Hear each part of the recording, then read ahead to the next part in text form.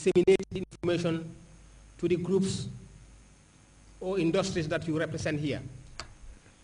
I want to state that this journey towards implementation of the VAT has the full commitment of government. Mr. Tuni Jirongo, IMF resident representative in the Gambia, delved into the number of tax reform initiatives implemented with assistance from his office, which prepares the foundation for the successful launch of the VAT in January 2013. This is one of the prerequisites for successful implementation of VAT. The number of staff in large taxpayers unit has also increased, and filing and payment data in GovTaxNet is also being updated. Motseka, Permanent Secretary, Ministry of Finance, Trade and Employment, underscores the need to enhance the capacities of GRA staff. Seka also opined that a thorough and comprehensive sensitization campaign is required to help acquaint taxpayers with the new scheme. The reason why we are gathered here is to have the document validated, which requires you to make all the inputs that you need to make, particularly areas where you feel that there are potential conflicts. A case that I can cite would be probably the issue of incentives versus how would the issue of administration of incentives by JIPA be affected by the introduction of, the VAT. Speaking to Issa Jallo, the project manager, about the efforts of the stakeholders in the forum, Jallo spoke about the importance that the GRA attaches to the opportunity given to all actors to have an input in the legislative process, adding that VAT affects suppliers and consumers, and in that there are provisions for the essential commodities for the interests of the citizenry. Everybody in business, who has sales up to 1 million, if those sales are not exempted, because in the law we have provided for certain sales like basic food supplies, because we know that if it is a tax that has to be paid on every consumption, it can affect the general public, like rice, oil, those kind of things that every Gambian has to consume. So there are some of these things that are very essential to the survival of Gambians. We have decided to exempt them. And there are those that we have decided to zero rate. That means we are not applying any tax. That is to encourage the competitiveness of Gambian businesses like exports. The two-day forum is expected to produce a document that will give the Revenue Authority a way forward to the implementation of VAT in January 2013. For GRTS News, I am Debusu. The need for local farms to partner with multinationals for a sustainable and highly developed information technology sector was recently highlighted by the Chief Executive Officer of Unique Solutions. Papa Yusuf Anjai was speaking at a seminar organized by his company to raise the profile of the ICT giant IBM, which is seeking to establish a foothold in the country's competitive ICT market. Modu Jallo tells us more. The seminar organized by Unique Solutions brought together an array of ICT experts from both government and the private sector. As a leading company in the ICT sector, Unique Solutions is partnering with the U.S. ICT giant International Business Machines IBM to raise its profile and enhance its business opportunities. The theme of the seminar, IBM is for You, seeks to raise awareness on the numerous products and services IBM sells as it celebrates its centenary.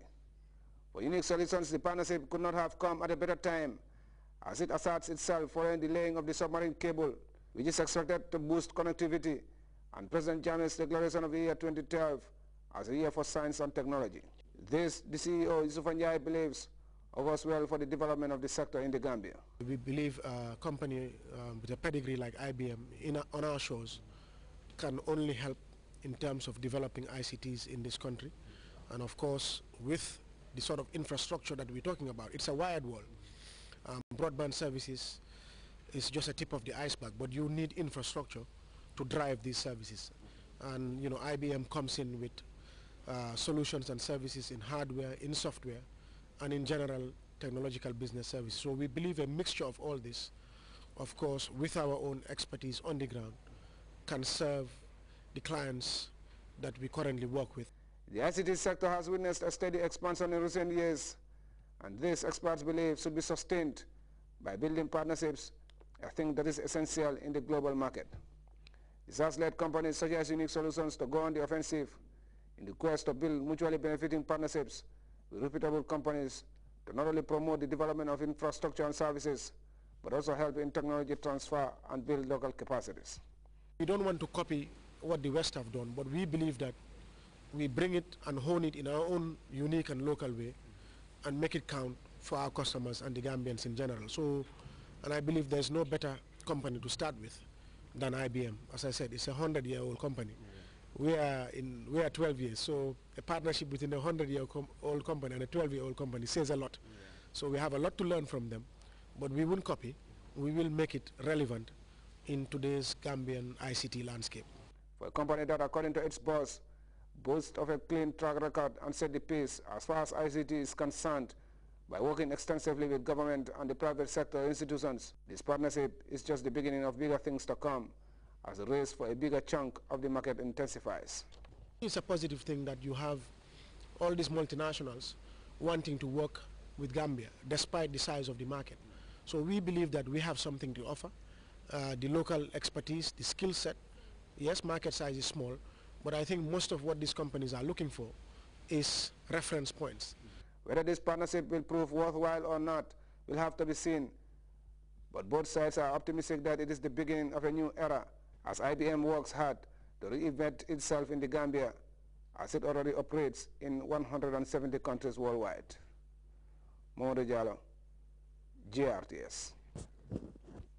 Well, you can follow that story and other GRTS programs live on our website, and that's on www.grts.gm.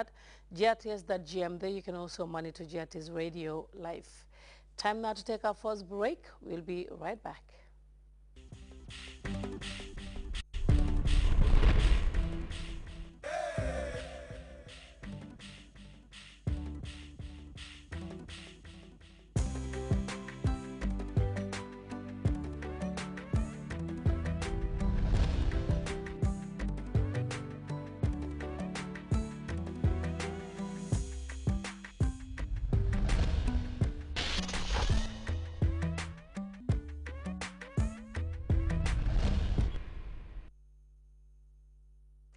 Welcome back. The fate of more than 400,000 unclaimed voter cards in Senegal remains a mystery. With almost 2 days to go before the presidential election, authorities in Touba say there are more than 100,000 unclaimed voter cards. As we hear in this report, Senegalese are increasingly getting worried about the high number of uncollected voter cards. A race against the clock is underway at the main square in Darou Khoudoss, a village in the province of Touba, Senegal. Thousands of voter identity cards for newly registered voters in the region need to be distributed by Saturday. People are not well informed about it. We see some people walk over 3 or 4 kilometers to pick up their cards. Others don't even know if their cards are still valid. The cards are being handed out outside at the main square of the village because the government plays a reduced role in Touba, the holy city of ethno-religious group called the Mourides. There's no town hall. The village chief serves as the government's representative here. If everyone comes to pick up their voter ID cards, then we can avoid problems. But there is a problem. 140,000 of the cards have not been picked up in Touba, and 470,000 in the entire country. The European Observation Mission for the elections in Senegal is closely following the problem of unclaimed voter ID cards. Voter ID cards that are not picked up by voters at the end will be sealed in boxes and brought to a nearby government office. But we don't know what they will do with them. We see that people are coming to fetch their cards, so we'll see what percentage of cards are picked up by voters. The head of the European observers expressed his concerns over the cards that are not picked up to the only authority in the region of the Mourides. There are no formal schools in Touba to serve as polling stations, only Quranic ones. So tents have been set up at several places in the city. Those temporary polling stations are cause for debate. Zimbabwe's Prime Minister Morgan Tsvangirai vowed on Friday to resist efforts by President Mugabe to hold new elections this year. This after Mugabe insisted elections